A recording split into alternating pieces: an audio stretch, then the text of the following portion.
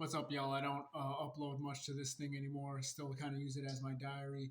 But for some reason, I thought today, why not go on a random rant about intersubjectivity and my Telekatron project, just because something came up again that comes up periodically, which was the fact that Telekatron was supposed to be a noticing of the evolution of the usage of language, specifically how we use the positive aspects of language versus like the negative, and that the usage of language, almost like mathematically or geometrically or archetypally or teleologically, the actual use of language and symbols would come to like a critical mass where we would spend, all these lifetimes and evolutions and generations kind of weeding through the negative uses of language and expression to get to this higher level of almost like, you call like a higher frequency that it's buzzing at or whatever, of the positive usage of language in particular.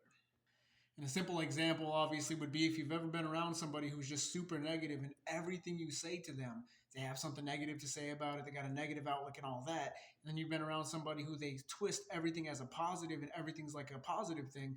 You could think about that as on a more global level, multicultural level all across the world, taking all the languages and then looking at them through that lens. How do we use just the most positive aspects of how we communicate itself, kind of weeding out all the noise and the ineffective things or the inefficient things?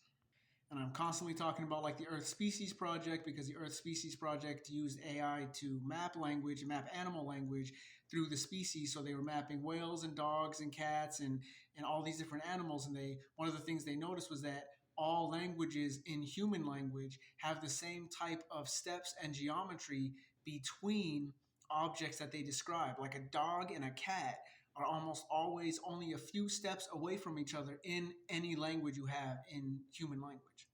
And again, using AI and using technology to be able to map these things was going to be part of like the teleology of what I saw when I first made Telekatron and the idea of it, which was that the technology would kind of fuse with us and we'd have this very primal and primitive nature to our self-expression and flow states and ecstatic states and our just general happiness being in nature and stuff like that would come at a peak understanding of our biology while we had the technology and the AI and the infographics to map it and understand it in a more existential, like fourth wall sort of way. So on top of that, I'm going to kind of talk about the thing about the intersubjectivity about this too.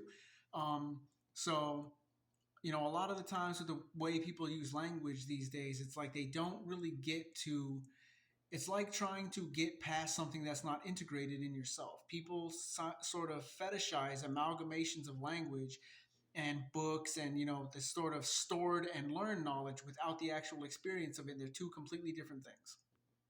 In the modern world and in especially like the first world, we tend to fetishize these things, and this is why a lot of the ways that they teach in these schools and the testing and stuff is completely outdated and inefficient, because you're teaching people to memorize all these things that may or may not even be part of their experience. It could be completely outdated by the time they actually put the hit the road with it and actually try to make it like a lived experience and apply it to anything. So the reason I say that is because a lot of things get misunderstood, like the example of natural hierarchies. Even if we're looking at them in a more secular or holistic way, there's still a specific order that is there. And we confuse and internalize and fetishize the hierarchies that we're given in the modern world, these sort of pseudo fake performative hierarchies. We confuse those with the natural hierarchies that are in like nature, in that way that I'm specifically talking about. Though we can't internalize and understand the holistic and interdependent hierarchies of nature, because we're so twisted with these fake linear performative hierarchies that man has built. So because of that, we actually start attacking the way the hierarchies are in man without even having our own internalized coherence of what a natural, holistic, interdependent hierarchy is in nature. And this is how you get people who, can go to therapy and not really integrate the therapy, can read the books about psychology and not really understand the psychology, or like I said, are integrated, because we're not even mapping and putting value judgments on our own internal mechanisms of our self-esteem and things like that properly. I mean, you're looking at your internal hierarchies of, oh, this part of my self-esteem is good, this part of my self-esteem is bad. You're not putting on on a level to judge it because you've been taught that hierarchies are bad because you're confusing the hierarchies and these fake hierarchies that are man-made with the holistic ones. So, in the same way that our outside relationships are based on all this aesthetics and falsehood, the internal relationships we have with ourselves and our judgments for ourselves so we can make ourselves better get twisted in that same way. And this is why our internal relationships create these external relationships that are completely fake. This is why people, the divorce rates are so high and people can't find good relationships, or they get into relationships by idealizing, what their partner should be like, and then they get with the person that they're projecting as a perfect person just to find out that in experience that person is actually nothing like that.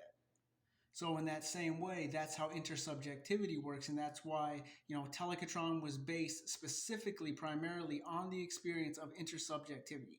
It was the thought that through our biology, or even through our consciousness, all the way up to spirituality and something transcendental, that we could have a mirrored experience or a collective experience, a mutual experience of any given thing at any given time.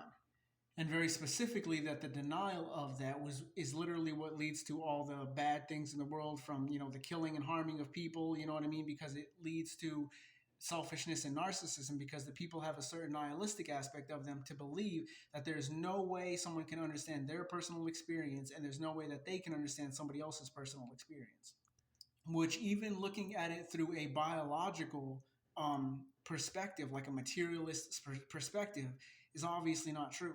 If you go to drink a coffee and it's burning hot and you burn your tongue might have a little bit more of a, you know what I mean, might be a little bit stronger than somebody else's. It might have a little bit more of a pain tolerance, but that experience is almost archetypal and universal. So if you wake up and you're drowsy in the morning because you're running late or whatever, then you burn your tongue. That guy across the world woke up because he was drowsy and burnt, and was running late and he burned his tongue. I'm saying somebody who just tried coffee for the first time burned their tongue. Like, that experience is actually very primal and archetypal and relatable, and you can find intersubjectivity in it. And pretty much all experiences are like that. The denial of that is when you get, like I said, into people who are nihilistic and narcissistic and selfish, because they simply can't accept that that's a thing. And like I said, it can go all the way up into the transcendental of things like the archetypes and dreams and stuff.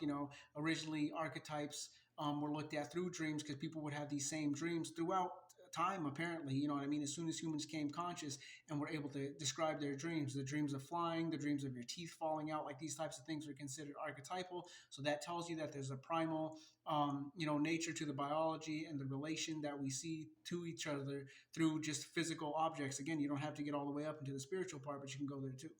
But again, with the inner relationships, if you don't already yet know what the differences are between being able to experience that intersubjectivity of your own tastes and your own subjective experience, and those experiences being able to change and grow and be related to other people, then you won't know how to differentiate between things that are actually a personal taste or a personal bias, or whatever that may be, and something that you're just not giving a chance to experience in a different way.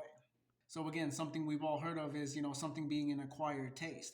You try something spicy the first time, it's way too spicy. Your partner who really likes spicy food, or, you know what I mean, might really like it because they're adjusted to it. First bite you taste, it's too bitter, you don't want to have it. Now you're with them for a while, now you keep eating spicy food. Next thing you know, you crave the spicy food, you're used to the spicy food. It's more of a different type of intersubjective, like I said, experience that you've had with that. And again, through the experience, you can differentiate between something that could be an intersubjective or a acquired taste, and something that you've said, yeah, I've given that a chance. I've given that enough of a chance. I just don't like it. It's never going to be a thing that I like. And again, we can even think of the intersubjectivity and the primal experience of knowing that thing, of knowing what you don't like through experience, as a intersubjective thing, because then somebody else can say, hey, yeah, we both don't like something. That's where we relate on something.